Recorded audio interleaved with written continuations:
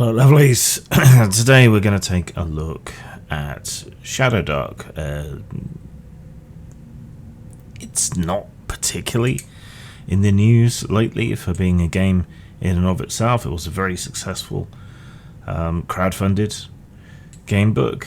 But yeah, it's been a subject of controversy because of sour grapes, I think, really. And it's worth talking about that for a minute, I think. There have been this handful of high-profile, massively successful crowdfunders, and they're distorting the market. And they're distorting the market in a bit of a similar way to how the big companies doing crowdfunding for their normal releases is distorting the market. You know, it's being used as a pre-order system.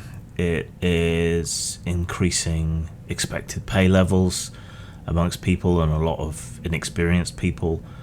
That should be good, but effectively what it is doing is freezing a lot of smaller creators out of the market and helping to create a market for more AI art because it's more cost effective when the costs of everything else are going up. And you know, I'm on both sides of this. I write independently and freelance as well, so you know, I'm happy to be paid more money for my writing.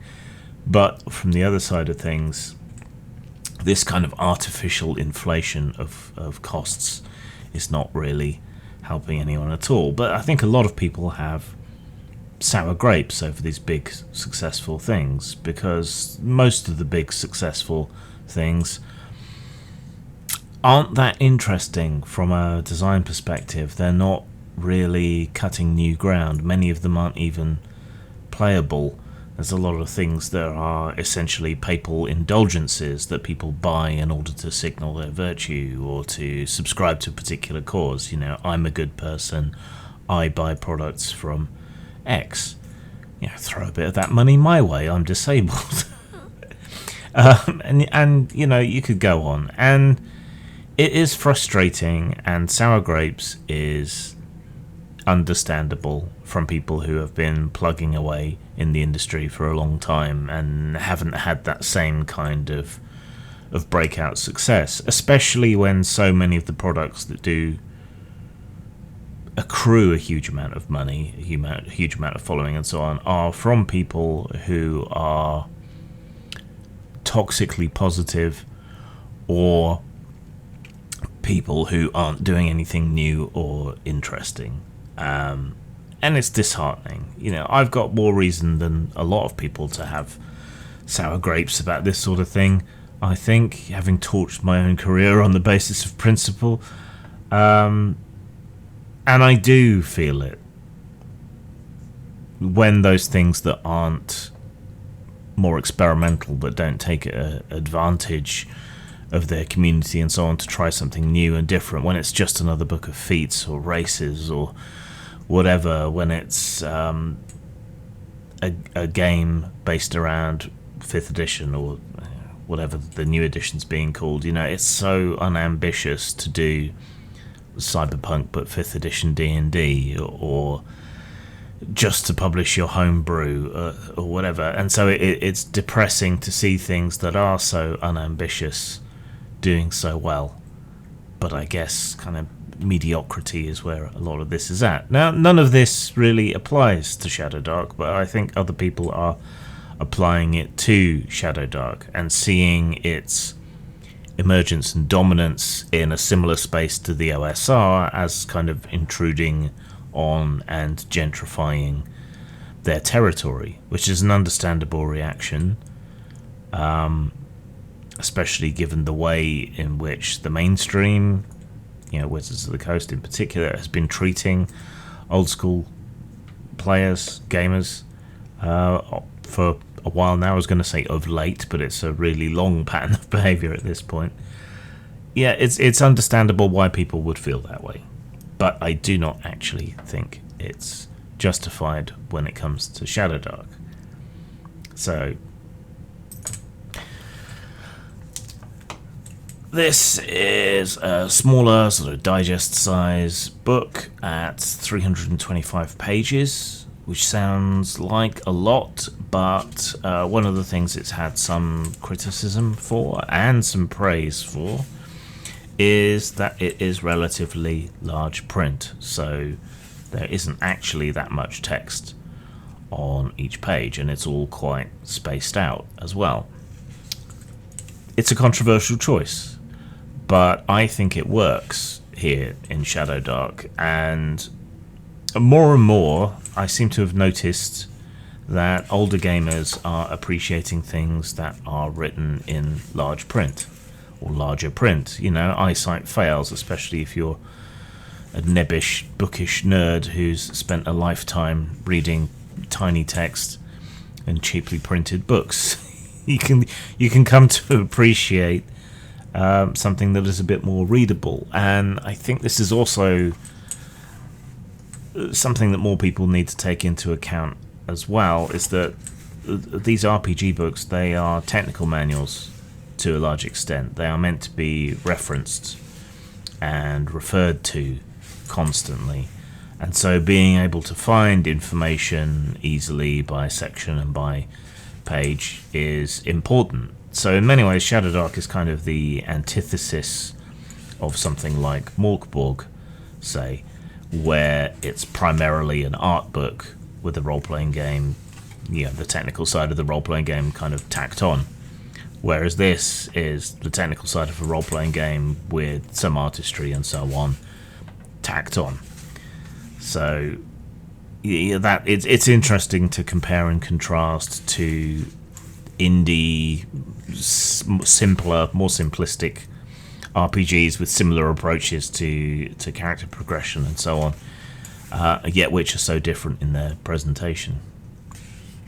There is a setting, sort of, but it's mostly implicit, which makes it similar to most basic D&D manuals over the years, most players' guides. You know, they don't have to be explicit about any particular setting, but there are certain things that carry over and carry through the descriptions of spells, gods, examples that are given, and so on. You know, I don't mind that. Some people would want a setting, but this is more of a toolkit RPG for making your own. Rules-wise, I mean, what is this really? To me, this is 5th edition basic, or what a basic version of 5th edition should have been, instead of a sort of quick start book. It's a set of rules that hark back to the OSR, but also tie in with some familiarity to 5th edition. It's a good halfway house between the two. It's simplistic, relatively speaking. It has compressed levels, 1 to 10. Hit points, you get less, so that's something that ups the deadliness and harks back to the old school. Damage is slightly compressed as well, but not by as much as the hit points are compressed. Its major selling points as a game, I think, are its simplicity, the removal of bloat, and the fact that it is that kind of half step between the OSR and 5e. It's something where you can kind of meet people halfway. The USPs of the game, I think, are its focus on light sources and how important light is, but honestly, reading the book, I didn't feel like that really stood out to me about the game as being so important, which is weird because it's what most people talk about when they're talking about Shadowdark. Also, the random character progression is another thing. It's not exactly a unique selling point. It's not the first time it's turned up in games, but it is very definitely a prominent feature of what you have in this game. I'm not against it. Some people are. I think it works fine. I do have some criticisms. The ancestries are what replace your races or species. They barely matter, so I'm left with a profound sense of meh when it comes to them. it's a sop to political correctness and all the rest of it. I can't help but react against the overarching mood of things, and I would far rather see character species, character race mattering more and being presented as a role-playing challenge to people to step into an alien mindset. But yeah, the tide is against me on that one. You have very basic classes: fighter, priest, thief, and wizard. The levels are compressed to 1 to 10, so that's not really an issue these days, I don't think. Wizards of the Coast statistics that most people only play about 6 sessions. That might get you to level 3. So levels 1 to 10 is fine for most people. That's what all you're gonna need. And most class level based games I find are the most fun between levels 1 and 6 anyway. So shit. You use slots for encumbrance, which simplifies the system a lot. A slot being a kind of combination of weight and bulk. So it's abstracted, but that's fine. A lot of games have used something similar in recent years. Spellcasting deviates from normal D&D style magic in that your spells are a lot stickier. They stay around longer. It's when you fail to cast them that you can't cast them again, but until you fail, they're reusable. And you get them back by resting and studying and focusing again to be able to do so. Priests, on the other hand, have to do penance. So it could be prayers, pilgrimages, paying a tithe to the temple, all of that sort of thing. Very characterful, nice. You have luck tokens, which you can stack up and which you can spend for rerolls. It's simple, easy to grasp, and as I say, kind of halfway house between OSR and 5e is something that may at least intrigue both sides, if not necessarily satisfy either. There is no proper index, but there is a fairly comprehensive contents. This is a trend I don't particularly like. I'd rather have both, but it is what it is. For me, the test of the system is often, can I do something cool in it? So is there support for, say, me playing a fighter and trying to do something cool, like tripping up an enemy or something? And the simple answer is no. You make attack rolls. At this point, I just find that boring. I like to try and do stunts with my characters, and unless you have a very forgiving and adaptive games master, that doesn't tend to happen so much. I mean, it's easily fixable with the usual sort of thing that you can do with D20 games. Or you could take inspiration from something else, something OSR or otherwise that allows for characters to do stunts and cool shit. But it's just not in here. So then, what do we think overall? This isn't gentrification. If anything, this is the opposite. To me, this feels like someone taking a lot of OSR sensibilities and approaches and then applying them to 5th edition, and that's fine by me.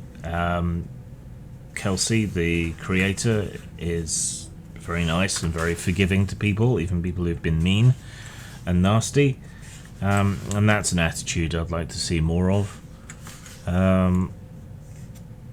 Not that we do necessarily. So, alright, let's go to scores then. Style wise, I mean, it's very practical. It is form follows function as a book. Now, I've always liked that kind of industrial chic when it comes to other things, and it does work here.